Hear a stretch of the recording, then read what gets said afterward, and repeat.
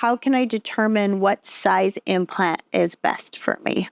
Oh, that's a good question. And it's a tough one for patients. It's like super easy for me. I've done this a couple of times. It's really hard for patients. And so patients spend a lot of time trying to figure it out.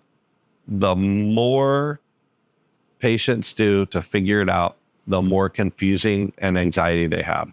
And so there's all kinds of really silly things that people do, I think, that are not helpful at all. Stuffing bras, putting rice in bags, using test implants on the outside. Total waste of time. An implant in your hand up against your body is not the same as inside your body under your chest muscle. And so to sort of like put that in a bra and think that's going to help you, like complete total waste of time. And so what your friend has, my friend has this size and says it's too big or too small, so I need more or less than that. Totally useless information. Different bodies are on different scales, and we need to assess each person individually. And so we're going to pick the implant based on your frame and your desires.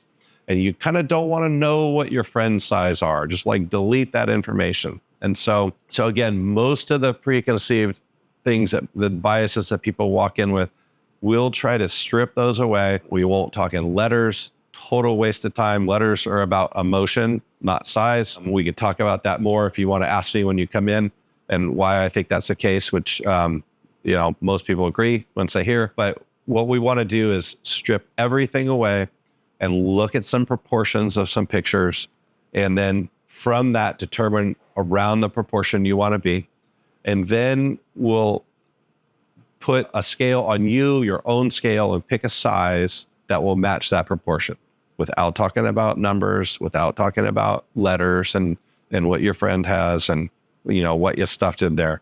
We'll pick a size that's specific for you. When we do it this way, it's very accurate. I've done it this way like tens of thousands of times. It's pretty accurate to what you say you want. It's not perfect because nothing's perfect, but it is by far the most accurate way that I know to pick implants.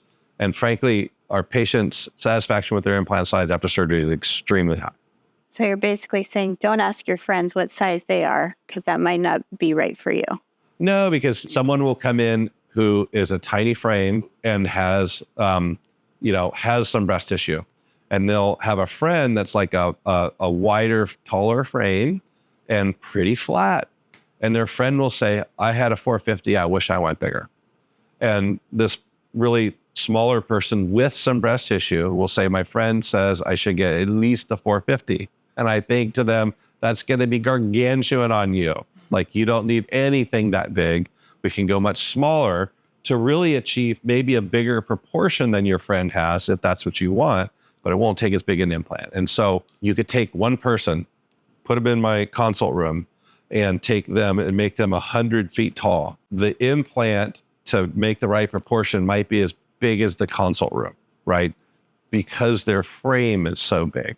So the difference between someone who's 5 feet or 5'6" and 6 feet tall is pretty significant when it comes to implant size. So we need to make sure we do this specifically for you on your own scale.